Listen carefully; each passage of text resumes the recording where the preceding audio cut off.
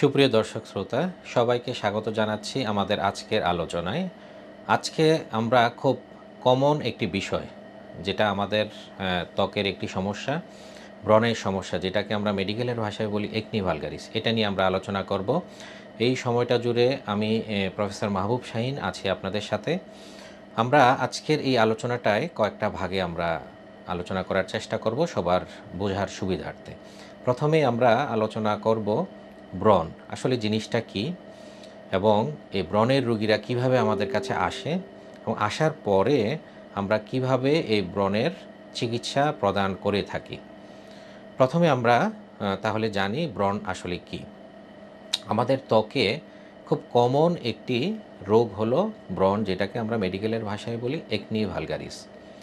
সাধারণত টিন এইজের ছেলে মেয়েদের ক্ষেত্রে কিন্তু আমরা দেখি এই রোগটা নিয়ে আসতে, অর্থাৎ বয়ঃসন্ধিকালে যখন আমাদের শরীরে হরমোনাল কিছু পরিবর্তন হয়, ফলশ্রুতিতে আমাদের মুখে ত্বকে কিছু ছোট ছোট দানার মতো দেখা যায়। দানাগুলি কখনো সাদা হয়, কখনো লাল কালারের হয়। রোগীরা আমাদের কাছে বিভিন্নভাবেই অ্যাকচুয়ালি প্রেজেন্ট করে। বিশেষ করে আমাদের টারশিয়ারি লেভেলে যদি আমরা চিন্তা করি, আমাদের কাছে কিন্তু একদম ক্লাসিক্যাল প্রেজেন্টেশন নিয়ে কিন্তু রোগীরা আসেন না। সাধারণত এই ধরনের সমস্যা হলে যেটা হয় আমাদের দেশে, তারা প্রথমেই নিজেরা কিছু হোম রেমেডির ট্রাই করে থাকেন। কখনো কখনো ওনারা সরাসরি ফার্মেসিতে যান, গিয়ে বিভিন্ন ধরনের ঔষধ ব্যবহার করেন। বিশেষ করে আমরা প্রায় যেটা দেখি, স্টেরয়েড জাতীয় ওষুধ ওনারা ফার্মেসি থেকে ক্রয় করে এটা ব্যবহার করেন, যেটা মুখের জন্য অত্যন্ত ঝুঁকিপূর্ণ, মুখের ত্বকের জন্য।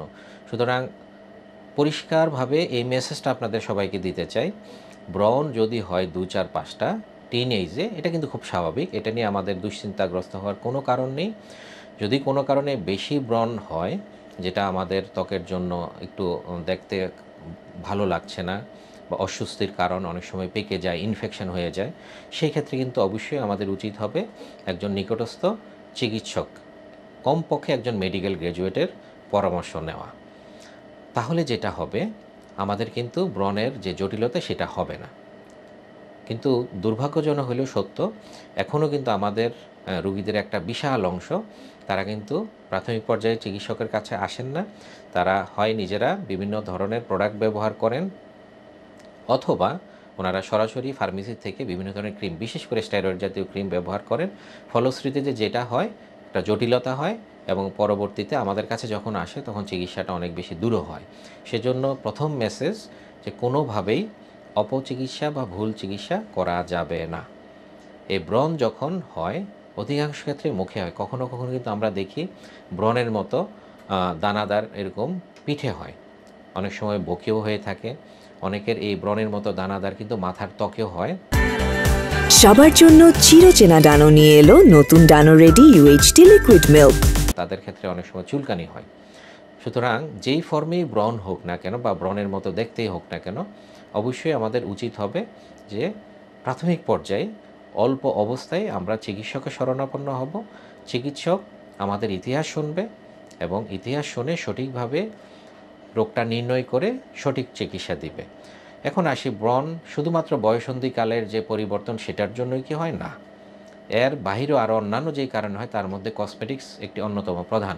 কারণ আমাদের দেশের মা বোনরা কিন্তু এটাকে খুব বেশি পছন্দ করেন সাজগোজ করার জন্য, প্রায় আমরা কসমেটিক্স ব্যবহার করে থাকি। এই ক্ষেত্রে অবশ্যই আমাদের সতর্ক হতে হবে। আর কসমেটিক্সের কারণে আমরা দেখি যে আমাদের অনেক রোগীরা এই ব্রণ বা ব্রণের মতো এই ধরনের সমস্যা নিয়ে আসেন।